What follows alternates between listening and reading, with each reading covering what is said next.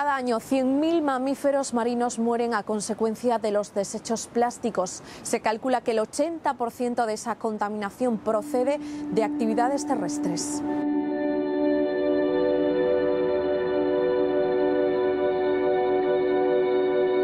Se define microplástico como aquellas partículas inferiores a 5 milímetros de tamaño. Se diferencia entre dos tipos de microplásticos primarios, que son microplásticos que se fabrican con ese tamaño para ser utilizados con un uso determinado, y microplásticos secundarios, que son los que resultan de la degradación, de la erosión de partículas de plástico de mayor tamaño.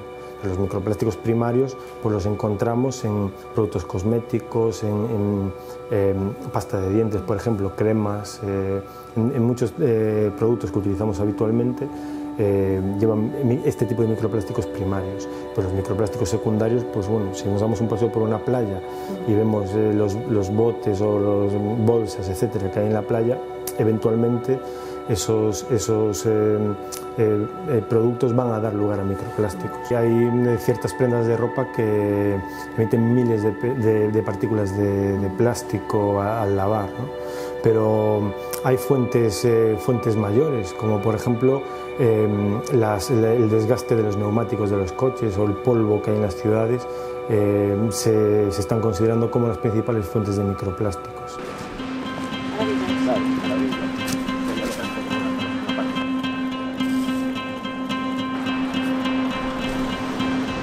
Que o que máis atopades, os obxectos que son máis frecuentes? Os bastonciños de algodón para os oídos, os chupa-chups, os paus de batea nesta praia e precintos de crema solar. Xoguetes moito de deixar na praia, unha praia bastante masificada no verán.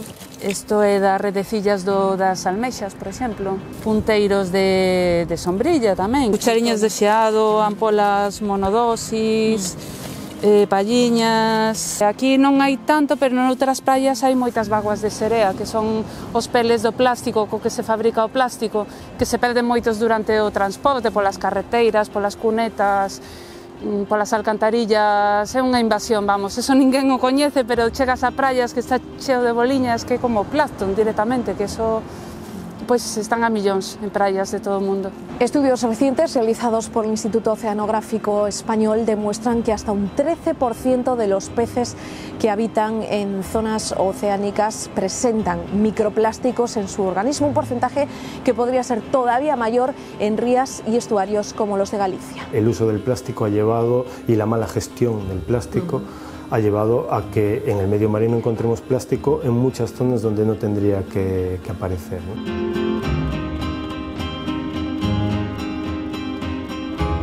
Pezas que son arroxadas directamente á playa polos usuarios da playa, sí, pero tamén obxectos que veñen de fora, os ven do propio mar dos barcos, dos barcos, do inodoro que vai pois polas depuradoras, cando se enchen demasiado polas augas torrenciais, desborda todo.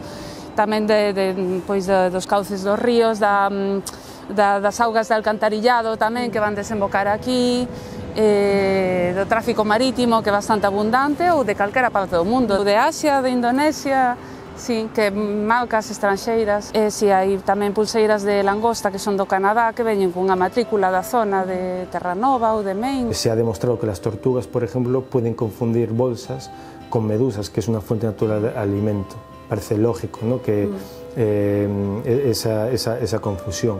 En el caso de los peces existe una hipótesis no confirmada que en algunos casos también su comportamiento predador puede venir detenido por un estímulo que puede llegar a causar el plástico.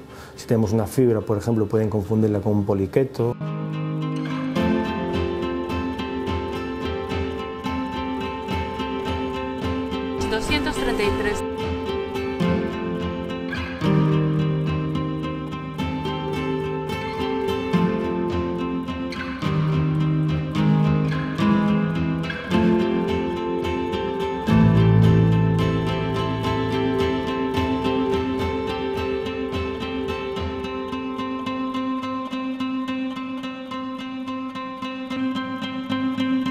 ¿El plástico per se es malo, es nocivo para los peces, o el problema son los aditivos o sustancias tóxicas que pueden llevar esos plásticos?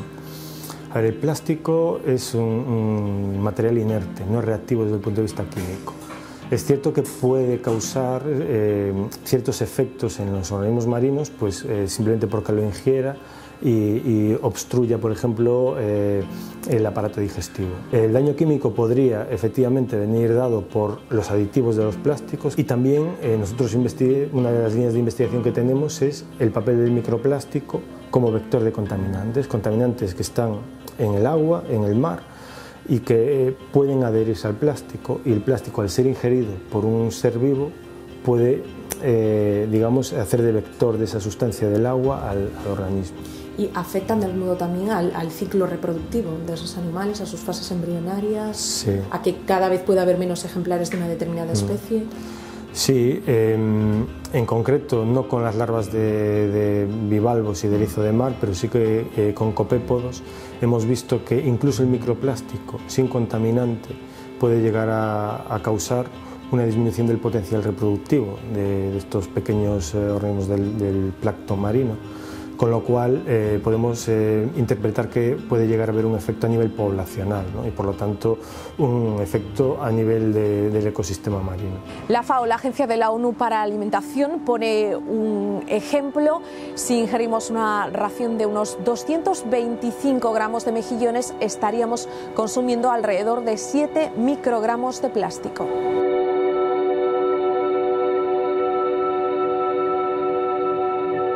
Ao final ves aquí e ves que non atopas tantas madeiras como plásticos e non o podes ignorar o que está pasando, e que alucinas a cantidad de plásticos que hai. Entón, caíasenos a alma de ver isto e dixemos temos que facer algo, temos que polo menos mostralo ou recoller ou algo. Entón, incorporamos as nosas madeiras e, bueno, iso fai que a xente se aproxime a algo que a priori non queren mirar, que é o lixo, pero se faz algo bonito con ele, entonces sí, e aí empeza a reflexión. Dicen que en el horizonte del año 2050 va a haber en el océano más plástico que peces.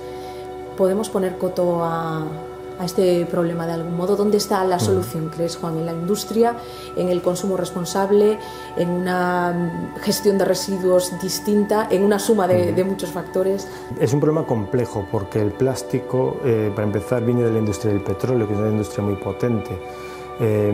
Además, el plástico es mucho más barato producir nuevo plástico que reciclarlo, ¿no? Entonces esto es un inconveniente para una adecuada gestión, ¿no? Porque desde el punto de vista económico, por lo menos a corto o medio plazo, casi es preferible el plástico usarlo y tirarlo que reciclarlo, ¿no?